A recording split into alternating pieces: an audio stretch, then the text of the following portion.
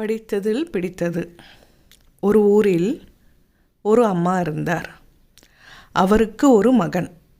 வயசான காலத்தில் அம்மாவை காப்பாற்ற வேண்டும் என்பதற்காக உழைப்பு தேடி பட்டணத்துக்கு வந்தான் அந்த பையன்.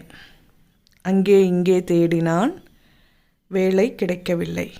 கடைசியாக ஒரு ஆள் இந்த பையனை வேலைக்கு சேர்த்து கொண்டார். முதலில் சில நாள் எந்த வேலையும் கொடுக்கவில்லை.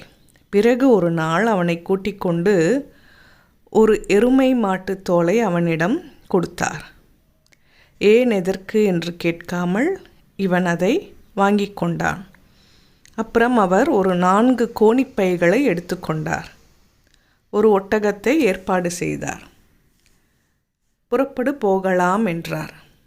இவன் ஏன் எதற்கு என்று கேட்கவில்லை. முதலாளி கூப்பிடுகிறார், சரி என்று புறப்பட்டான். 2 பேரும் சேர்ந்து அந்த ஒட்டகத்தில் ஏறிக்கொண்டார்கள். பயணம் ஆரம்பமாகியது. போய்கொண்டே இருந்தார்கள். ஒரு பெரிய செங்குத்தான மலை வந்தது. ஒட்டகத்தை நிறுத்தினார். பையன் இறங்கினான். அவர் சொன்னார், இதோ பாருப்பா, இந்த மாட்டுத்தோலை விரித்து அதிலே படுத்துக்கொள் என்றார். அவனுக்கு ஒன்றும் புரியவில்லை. இருந்தாலும் முதலாளி சொல்கிறார் என்று படுத்துக்கொண்டான். உடனே அவர் அந்த எருமை தோலை 4 பக்கமும் எடுத்து ஒன்றாக்கி ஒரு கயிற்றினாலே கட்டினார். உள்ளே அந்த பையன், இவர் அவனை அப்படியே கட்டி போட்டுவிட்டு விலகி ஒரு மரத்துக்கு பின்னால் ஒளிந்து கொண்டார். அங்கே அவர் கட்டி போட்டது ஒரு எருமை மாடு மாதிரி தெரிந்தது.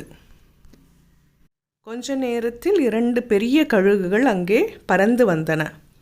அந்த எருமை தோல் மூட்டையை அப்படியே தூக்கி கொண்டு உயர பறந்து போய் அந்த செங்குத்தான மலை உச்சியில் போட்டன. அழகால் கொத்தின. உள்ளே இருந்து ஒரு பையன் வெளியே வருவதை பார்த்ததும் அந்த கழுகுகள் பயந்து ஓடிவிட்டன. அந்த பையன் அங்கே பார்க்கிறான். அவன் காலடியில் ஏராளமான நவரத்தினங்கள் கொட்டி கிடந்தன. கீழே நின்று கொண்டிருந்த முதலாளி, ஏன் சும்மா நின்று கொண்டிருக்கிறாய்? உன் காலடியில் கிடக்கிற கற்களை பொறுக்கி கீழே போடு என்றார். அவன் போட ஆரம்பித்தான். முதலாளி, நான் எப்படி கீழே இறங்கி வருவது என்று கேட்டான். நீ முதலில் போடு, அப்புறம் அதற்கு வழி சொல்கிறேன் என்றார். 4 சாக்கும் நிரம்பியது. சேர்த்து கட்டி ஒட்டகத்தின் முதுகில் ஏற்றி கொண்டு புறப்பட்டார் முதலாளி. முதலாளி என்று கத்தினான் அவன். முட்டாளே, என் வேலையாட்களுக்கு எப்படி வேலை கொடுக்கிறேன் என்பது புரியவில்லையா? அந்த மலை உச்சியில் பின்னால் திரும்பிப்பார், எத்தனை பேர் இருக்கிறார்கள் என்பது புரியும் என்று சொல்லிவிட்டு போய்விட்டார். பையன் திரும்பி பார்க்கிறான். அங்கு ஏராளமான எலும்புக்கூடுகள். ஆஹா, ஏமாந்து போய்விட்டோம் என்பதை புரிந்து கொண்டான். கொஞ்ச நேரத்தில் ஒரு கழுகு தலைக்கு மேலே பறந்து வந்தது. இவன் ரொம்ப சாமர்த்தியமாக ஒரே தாவலில் அதன் காலை பிடித்து கொண்டான். கழுகு பயந்து போய் மேலே பறந்தது. கடைசியில் களைத்து போய் கீழே இறங்கத் தொடங்கிவிட்டது. இவன் தரையில் குதித்து தப்பித்து கொண்டான். கொஞ்ச நாள் கழிந்து மறுபடியும் பழைய முதலாளியிடம் போய் வேலை கேட்டான். அவருக்கு ஆச்சரியம். இவன் எப்படி தப்பித்தான் என்று இருந்தாலும் இவன் வேற யாரோ அவன் சாயலில் இருக்கிறான் என்று நினைத்து வேலையில் சேர்த்து கொண்டார். 2 நாள் கழித்து வழக்கம் போல 4 சாக்கு எடுத்துக்கொண்டு அவனையும் அழைத்து கொண்டு அந்த மலைப்பக்கம் போனார்.